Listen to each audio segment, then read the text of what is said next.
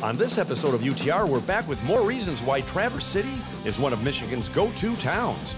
We'll show you where pirates putt, a rare bird of a brew pub, and a chateau you'll want to share. Then it's out for a movie, outside that is, and a person who helps animals heal. Get ready to explore the cool people, places, and things that make TC a great place to be. Inside all of us is a compass, and it always points true north, toward mountains of sand, toward new sights and sensations, toward the true bounty of nature. So let's set our compass for Traverse City and find ourselves in the magic and the moments of pure Michigan. Your trip begins at michigan.org. The Michigan Economic Development Corporation, dedicated to shared economic success. MEDC promotes the state's assets and opportunities that support business investment, job growth, and community vitality. There's something special about the pride, the skill, and the passion it takes to build something great. The Construction Association of Michigan, CAM, understands that passion and has been providing contractors with the resources they need since 1885. A visit to the Stahl's Automotive Museum will take you back to a time when cars were more than just a way to get around. In addition to beautiful cars, enjoy the collection of gas pumps, road signs, oil cans, and other car-related accessories. Info at stahlsauto.com. I've been around the world, but there's one place I keep coming back to. And the more I explore, the more I realize it's the place to be. I'm Tom Dalden, and this is Under the Radar, Michigan.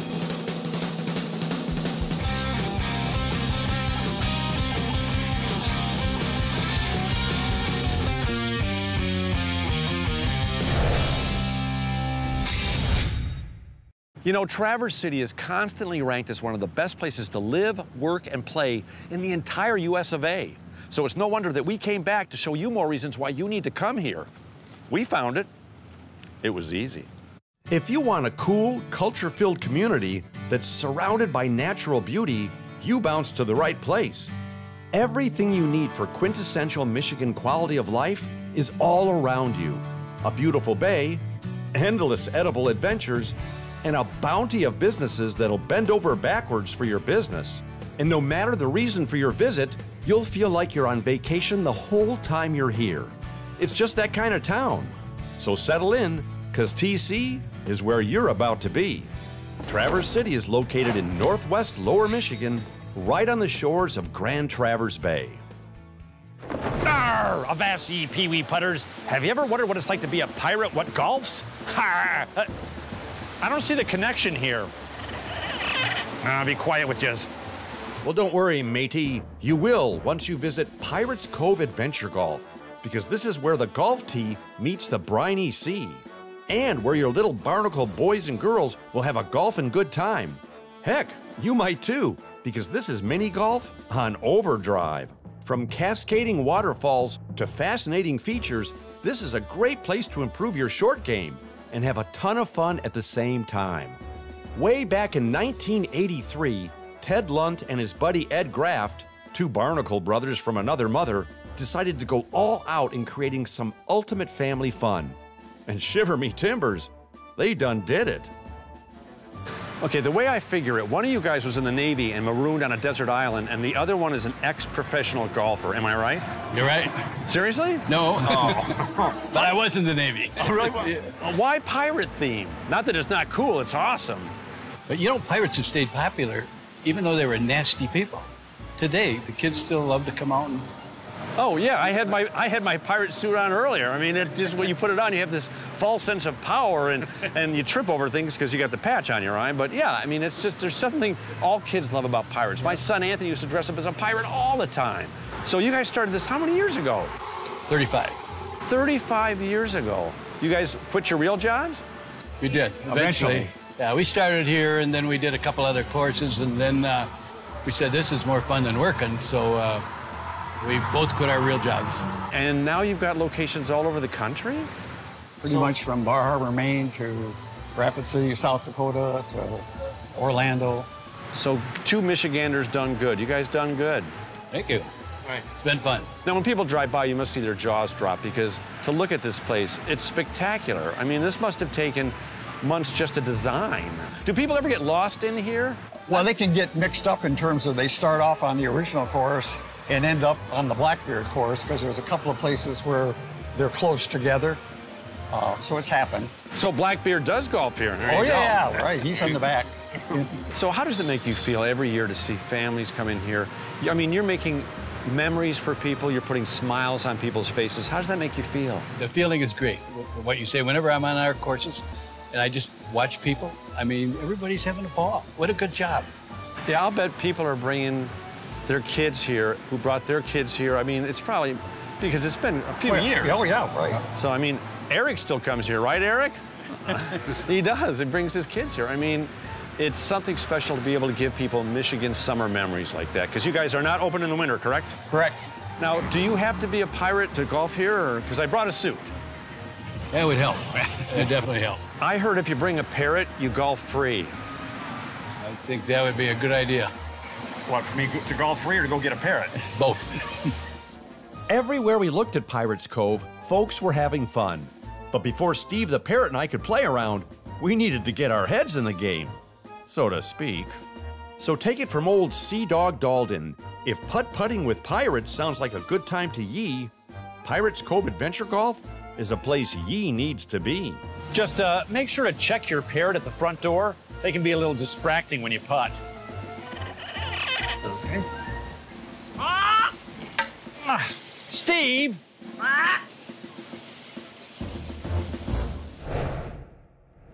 Have you ever wondered what rare birds and beer have in common? Well, if you want to find out, you're going to have to follow me inside and have a brew or two. I didn't think you'd mind. Ah, hello. Welcome to the Rare Bird Brew Pub, a manifestation of the malted minds of Tina Schuett and Nate Crane, two young people who combined their callings to create a great place for the community to meet, chew, and enjoy their custom brew. Okay, you guys, so what do rare birds and beer have in common? So when I moved to Traverse City, I started working in a brewery in town. Nate was the bar manager, and he had heard that I had done research on kiwis in New Zealand. Yeah, you were a park ranger in New Zealand? Yeah, a park ranger in New Zealand. So I had no idea who he was, and he just came up and said, "Is it true you banded kiwis in New Zealand?" And I was like, "Who is this guy?" But yeah, so I am not a true birder. Nate is a birder. But I was lucky enough to get to research some of the most rare birds in the world in New Zealand. You were known as the Birdman in college? Oh, I don't. Well, I've always been into birds. Since he was like 5. Yeah, like birding my whole life. Right. It's definitely my passion, and if I wasn't doing this, I definitely, would want to be doing something in that realm. Where did your passion for beer come from, other than the fact that it tastes good and makes you feel funny? Yeah, well, I was born and raised in Wisconsin, so I basically had a bottle of beer in my mouth from toddler. And I have a German background, German family. Found out that my great-grandpa was a brewmaster. So, yeah, I guess it's just kind of in my veins, in my blood. Well, it's great that you guys could combine the passions to come up with such a cool place. Because, I mean, the beer here, we were just talking earlier how beer used to all look the same.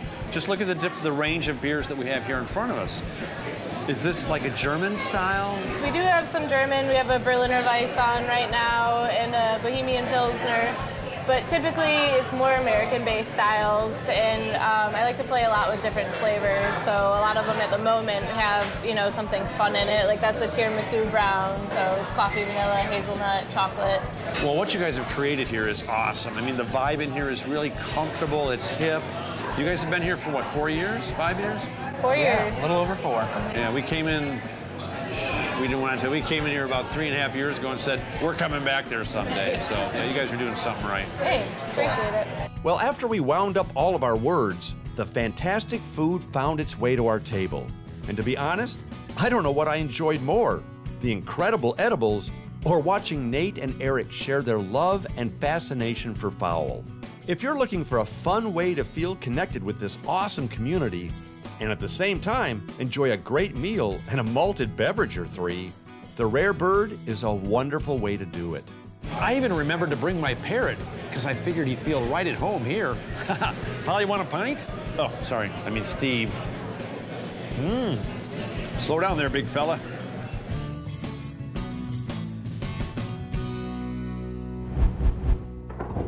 You know, I've always wanted to visit a real French chateau and vineyard, but it's so expensive to get there, not to mention the fact that they've got a different word for everything.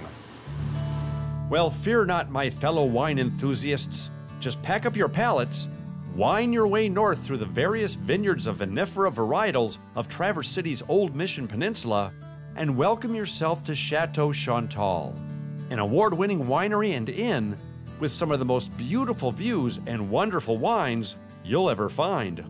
This place will literally blow your fine wine mind.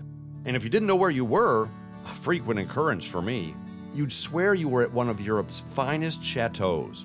As luck would have it, the dynamic dad-daughter duo of Bob Began and Marie Chantal Delis were walking the winery that day. So we sat down for a spell to talk about the wonderful world of wine. Now, unbeknownst to a lot of people, I've actually been to Italy and France, and I've been to some beautiful chateaus there and beautiful wineries. They've got nothing on this place. This place is, in a word, spectacular. And Bob, I guess you actually planted these vines a long time ago? Yeah, we did. In '83, we bought it as a cherry orchard, and for about 10 years did cherries. And but every year we take out 5 or 8 acres and put vines in. And then in '93, we built this first building here. So right. 10 years later, we got into the wine business. What made you want to plant grapes up here? Well, I don't know. We moved up here from Detroit, built a house in the West Bay, just due west of here in '80. And I was still in my 40s and young enough to start something else. And I was interested in that. Both my parents were Quebecois, from Quebec, in the backwoods farms there. And so I had some taste for that, but I didn't know anything about raising grapes. What do you think the secret is? Well, you need a ripe grape. Well, yep. And you need a man like we had here for 25 years, just short a couple months. Mark Johnson, who's a graduate winemaker from Geisenheim, University of Wiesbaden. Mark was well trained, and he was highly motivated, and spent 25 years here. He died last August. Oh. Yeah. A wonderful guy. And Marie, people don't realize till they get here that you've got a 365-degree panoramic view of the entire bay here. Yes. We're positioned high on this ridge out on Old Mission so that you can see both east and west Grand Traverse Bay, and it's just a really remarkable spot to come and taste some wine. And you have a bed and breakfast up here as well, correct? We do. When we opened, we started with just 3 rooms, and we expanded in '03 to add up to a total of 11 now. And you also do wine tastings, you do pairings and dinners? Right, we offer a really large array of wine experiences here. Beyond wine tasting, we can come sit out here on the patio, enjoy a glass of wine, take some wine home with you, but we also offer wine education classes that have to do with food and wine pairing, which are also really enjoyable. They're kind of light lunches that have a tour or a 7-course wine pairing dinner, so you really learn about how the food and wine interact together while you're having a great meal. Well, people really need to drink more Michigan wines. I was just asked to be a celebrity guest judge at the big Michigan wine competition in Lansing. Yes. And I've never spit out so much wonderful wine. It's like, right. There were like 400 wines plus, and our table tasted about 100. And I don't think people realize how incredibly good and the quality of Michigan wine is. It's wonderful. And your wines I've had, bravo. I mean, thank you for what you did and starting this so many years ago, because they're wonderful wines. Thank you. Now, I'm sure the chateaus in France are very nice. I've seen pictures. But if you want to visit an awesome one this weekend where they parlez-vous English, Chateau Chantal is waiting to wow you. Besides, you already know how to drink wine, so you got that going for you. Le bonus. Remember drive-in movie theaters? Well, if you don't, you're about to, because they're a great way to get outside, see a movie, and meet your friends and neighbors. Hi, welcome to Cherry Bowl. How many tonight? Just me. You mind opening the back for me? Oh boy, I think we're in trouble, you guys. The Cherry Bowl Drive-In is a beautifully maintained blast from the cinematic past.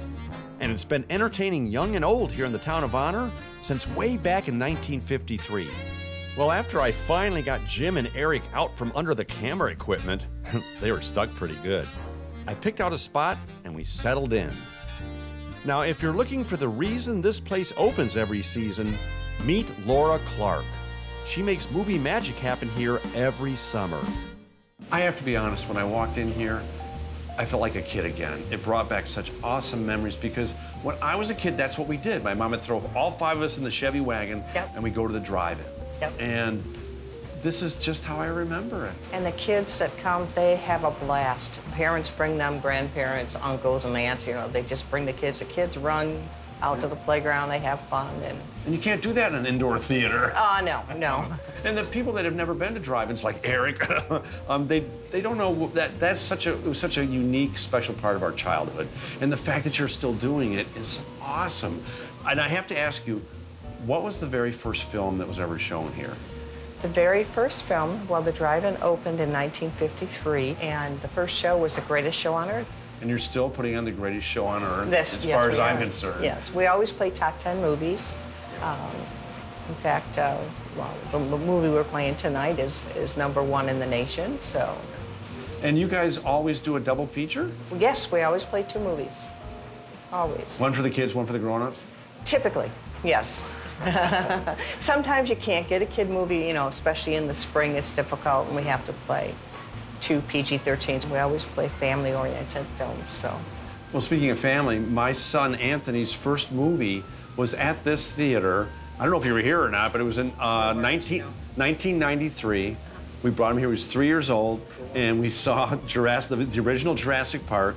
Scared him out of his mind. He was a little too young for that, but still, I have such fond memories of this place. That was 25 years ago. Wow. Did you own it then? No, we did not. My husband and I bought it in 1997 from the original owner. So this only has 2 owners? Yes. Wow. Yes. And the Cherry Bowl really is an icon. I mean, there aren't that many left, and I don't know of any left that are like this one. This is a destination. This is a destination. We've had people, they come from all over, obviously all over Michigan, but from out of state. The park draws a lot of people. And we've also had some, you know, people come from international as well. Well, if you're going to have the consummate drive-in movie experience, this is the place to come. It is. I mean, look at the snack bar. I mean, has anything changed in here since 1953? We have updated the food, the kitchen, and obviously, you know, that sort of thing, but the menu has changed. We still have the original popcorn popper and... From 1953? Yes, and the butter machine is original, and we serve real butter on the popcorn, not the synthetic stuff. Awesome. Yep. Awesome. What do some of the people say to you when let's say it's their first time here? First time here, it's like, oh, I can't believe I haven't found this before. I can't wait to come back again, you know, next year and that sort of thing. This is the highlight of their vacation. Well, sorry it took me 25 years to make it back. Well, we just missed Jurassic World because we just played it last week. So. That would have been fun to see that again. Anthony would not be scared now. He's 28, so he'd be fine. Well, even though the movie was about to start, I still had about 10 minutes to visit the snack bar and pick out some sweet and savory stuff for me and the fellers. Because you know the UTR crew, the snacks are as important as the cinema. And snacking is what we do best. Okay, guys, I got some good stuff. Who had the Chuckles and who had the Jujubes? Chuckles. Jujubes. Oh, no, I got mustard on everything. Again. I'll still take them. Darn it. If you want to have some classic family fun, hop in that Wayback Machine you call your car and head to a drive-in movie theater near you. And if it happens to be the Cherry Bowl, you're guaranteed a good time. Now, usually when animals get hurt, it's because humans get in the way. Well, you're about to meet a human who goes way out of her way to make sure these animals get back where they belong. Jill Gaskin is an official wildlife rehabilitator. And when animals get orphaned or injured in the wild, she takes them in, takes care of them, and takes great care in getting them back to nature. Before we get to the animals, I have to talk about your writing. Jim discovered your blog on the internet a few days ago, and we started sending stories back and forth. And I don't think either of us have ever cried or laughed as much as we did that evening. You're quite a writer. Thank you. Yeah, are these stories that just you have to write just to stay sane? Basically, yeah. The really wild stuff ends up on Facebook. It doesn't often make it to the blog. But it's a way of getting it out. It's a way of dealing with the grief. And there is a lot of grief doing this. Well, you have such a wonderful handle on the whole human-animal condition, about how we relate to each other, how we should or shouldn't relate to each other, that I found so, I don't know, just a breath of fresh air. It's because I'm not raising pets. I have the attitude that animals should be allowed to be animals. And all the wild animals I raise, it's with the express purpose of getting them back out Speaking of one, there's to the one of your wild. buddies now. And even my house pets, my dog and my cat, I allow them to be dogs and cats. And to me, animals have a very Buddhist outlook on life. They're here, they're present. It's all in the now. They don't worry about what's going to happen tomorrow. They don't carry what happened yesterday. They don't sit around and go, oh my gosh, I'm dying, I'm suffering. They go, oh, hey, it's not raining. How did you get interested in animals to begin with? I've always loved animals, but when I was about 7, we had a friend who was a conservation officer, and he came in one night and was sitting and having a beer with Dad at the kitchen table, and he started pulling baby bunnies out of his shirt pocket. And he handed me the baby bunnies and a can of pet milk and a little doll baby bottle, and he said, do you think you could feed these for me? And I said, well, yeah. and my dad had a fit. He says, I don't want to raise a baby bunny. He says, oh, Bob, don't worry, they'll die. They didn't. Right. And from then on, Mother never opened the top dresser drawer in my dresser because there was an electric cord going in. There was the heating pad, and she didn't know what was in there. It could be anything from snakes to baby geese. How many animals do you have at any given time? At one point this spring, I had 82 animals, if you count starlings. I had 30 starlings at one time. That was a nightmare. And you rehab them, you feed them if they've got a broken wing or a broken leg? Yep, I fix what I can. There are some things I simply can't. If the animal cannot be returned to the wild, it's put down. And you're not paid to do this? No. You must have a big heart or something, because, I mean, it probably costs you money, right? Oh, it does. It costs thousands a year. This could probably be a pretty messy job with this many animals around, too. Poop flies. I wasn't gonna use the P word, but dare I say it's probably a poopy job. Yeah, you really, really, really get to the point where soap and water are magical. Yes. I think your friend here is hungry. Yes, he is. Now, where do you learn to do that? I mean, do you have to be certified and licensed? You can actually take the class for wildlife rehabilitation online now. Really? And then you work under another rehabber in your area to become certified. And the DNR meets with you and they check your facilities and they determine, you know, what's appropriate that you can rehab. Speaking of dealing with animals, we have a parrot named Steve in the car who's eaten too many corn nuts. Can you help him? Corn nuts is not exactly the thing a parrot would eat. I told you, Jim. Watching Jill interact with these little creatures was an absolutely awesome experience. And it really makes one ponder our place here on the planet. So next time you see a little furry or feathered whatever, and you wonder who's watching out for them when we get in the way, now you know. It's animal lovers with a big helping heart like Jill Gaskin. And next time you're looking for that town that's got that certain special everything you need to live, work, and play Michigan style, try Traverse City. It's so nice, you just might want to live here. It's okay, baby. I've got some good food. No more corn nuts for you. The man with the mustache is not going to feed you anymore.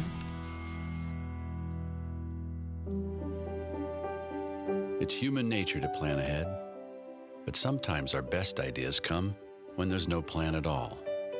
When we just go with the flow and let the day unfold as it was meant to be. A day on the water, soaking up the sun. A day we leave up in the air. Yesterday, this was just a last-minute idea. Today, our big surprise is pure Michigan. Your trip begins at michigan.org.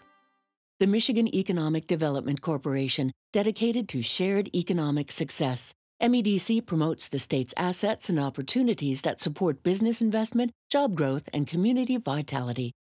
A visit to the Stahl's Automotive Museum will take you back to a time when cars were more than just a way to get around. In addition to beautiful cars, enjoy the collection of gas pumps, road signs, oil cans, and other car-related accessories. Info at stahlsauto.com.